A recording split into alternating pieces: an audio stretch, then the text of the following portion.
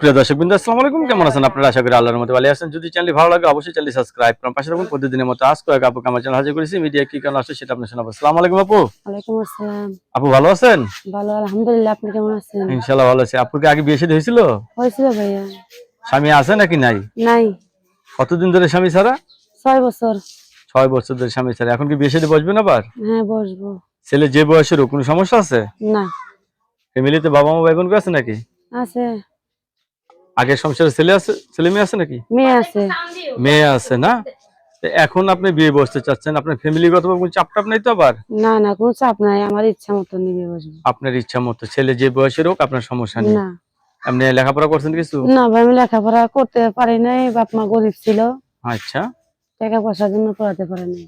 যে এখন তাহলে আপনি জীবন সঙ্গী চাচ্ছেন হুম। অনেকদিন ধরে সঙ্গী ছাড়া, ঠিক না? হুম।